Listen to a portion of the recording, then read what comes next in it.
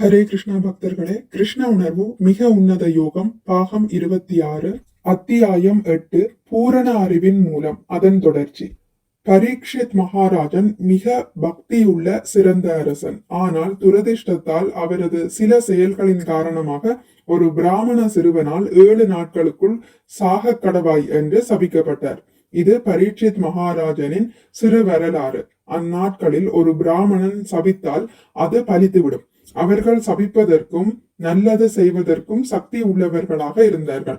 ஆகையால் 7 நாட்களுக்குள் தான் மரணமடைய போவதை பரீட்சித் மகாராஜன் தெரிந்து கொண்டு தன்னை தானே அதற்கு தயார்படுத்தி கொண்டார்.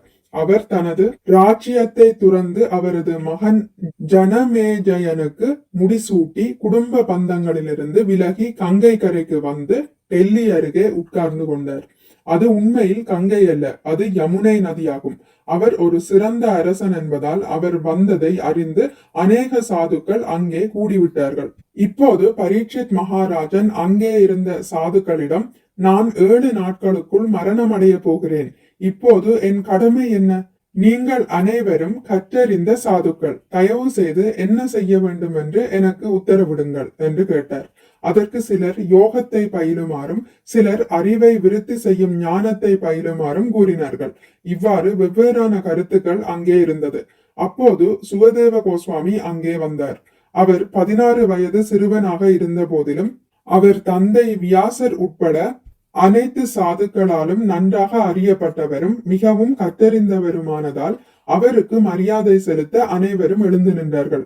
அவர் மிகவும் கற்றறிந்தவராகையால் அவர் அங்கே தோன்றிய போது, இதோ சுகதேவ கோஸ்வாமி என்ன செய்ய வேண்டும் என்பதை அவரே முடிவு செய்யட்டும், நம்முடைய பிரதிநிதியாக அவரை நாம் நியமிப்போம் என்று அனைவராலும் ஏற்றுக்கொள்ளப்பட்டது.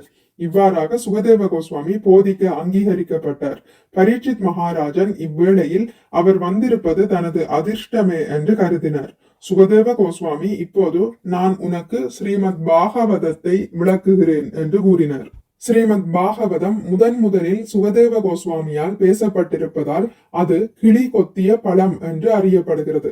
அதனால் அது இனிமையாக இருக்கிறது. ஆகவே இந்த ஸ்ரீமத் பாகவதம் முதலில் சுகதேவ கோஸ்வாமியால் பேசப்பட்டிருப்பதால் மேன்மேலும் சுவையானதாய் இருக்கிறது. எந்த ஒரு வேத இலக்கியமானாலும் சரி, குறிப்பாக பகவத்கீதை மற்றும் ஸ்ரீமத் பாகவதம் தன்னை உணர்ந்த ஒரு ஆத்மாவால் பேசப்பட அப்படியே அது கற்றுக்கொள்ளப்பட வேண்டும். வைஷ்ணவ இலக்கியங்கள் என்று அழைக்கப்படும் இந்த வேத இலக்கியங்களை பக்தர் அல்லாத ஒருவரிடமிருந்து கேட்கக்கூடாது. இதே கருத்தை பல முறை நான் வலியுறுத்தி இருக்கிறேன். பக்தர் அல்லாத மனக்கற்பனையாளர்கள், பலன் கருதி உழைப்பவர்கள், யோக சித்திக்காக தியானம் செய்பவர்கள் கடவுள் விஞ்ஞானத்தை விளக்கக்கூடாது. இது மற்றொரு சிறந்த கோஸ்வாமியான சனாதன கோஸ்வாமியால் தெரிவிக்கப்பட்டிருக்கிறது. பக்தி சேவையில் இல்லாத, தெய்வ பக்தி இல்லாத நபர்களை ஸ்ரீமத் பாகவதம், பகவத்கீதை அல்லது முழுமுதற் கடவுள் சம்பந்தப்பட்ட எந்த இலக்கியத்தையும் பேச அனுமதிக்க கூடாது. மேற்கண்டவாறு சனாதன கோஸ்வாமி கூறியிருக்கிறார். இயற்கையிலேயே தூயதும் ஆன்மீகமானதுமான கிருஷ்ணரின் வார்த்தைகளை நீங்கள் எப்படி அசுத்தப்படுத்த முடியும்? பக்தர் அல்லாத ஒருவனிடமிருந்து கேட்டால் என்ன கெடுதி என்று ஒருவர் கேட்கலாம். இதற்கு உதாரணம், பால் மிகவும் இனிமையானதாகவும் சுவை உள்ளதாகவும் இருக்கிறது. ஆனால் ஒரு பாம்பு அதை தொட்டவுடனேயே அது விஷமாகிறது. பாம்பிடம் பொறாமை உள்ளது. அது கடித்தால் மரணம் நிச்சயம். ஆகையால் பாம்பு கொடூரமானதாக கருதப்படுகிறது.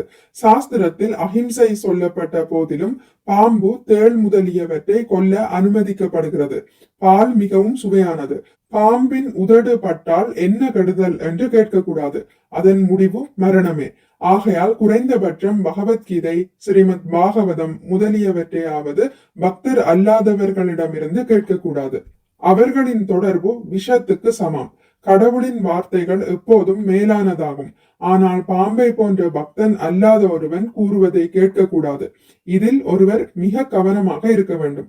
சுகதேவ கோஸ்வாமி பாகவதத்தை தொட்டவுடன் அது சுவையானதாக மாறியது என்று ஸ்ரீமத் பாகவதத்தில் குறிப்பிடப்பட்டுள்ளது. இதுவே வித்தியாசம். பாகவதம் வேத அறிவின் கனிந்த பழம் என்று ஆரம்பத்தில் அறிந்தோம். ஆனால் அதே நேரத்தில் சுகதேவ கோஸ்வாமியால் தொடப்பட்டதும் ஆகும். கடவுள் யோகத்தின் மிக உயர்ந்த பொருளாவார். மேலும் அவரே அனைத்து உன்னத ஆனந்தத்தின் இருப்பிடம். அவர் தனது பக்தர்களுக்கு மட்டுமே தன்னை வெளிப்படுத்துகிறார். கடவுளின் பக்தர்களுடைய கருணையால் அனைவரும் கடவுளிடம் தங்களது நெருங்கிய தொடர்பை அனுபவிக்க முடியும். ஹரே கிருஷ்ணா. இத்துடன் முடித்துக் கொள்கிறேன். இனி அடுத்த பதிவில் அத்தியாயம் 9 அமைதிக்கு ஒரே வழி என்பதை பற்றி வாசிக்கலாம். மிக்க நன்றி. ஹரே கிருஷ்ணா. உங்களுக்கு இந்த வீடியோ பிடித்திருந்தால் லைக் பண்ணுங்கள், ஷேர் பண்ணுங்கள், சப்ஸ்கிரைப் பண்ணுங்கள். நோட்டிபிகேஷன் பெல்லை அழுத்துவதன் மூலம் அடுத்த பதிவுகள் உங்களை வந்தடையும். பகவான் ஸ்ரீ கிருஷ்ணரை பற்றி கேட்டு மகிழ்வோம். ஹரே கிருஷ்ணா.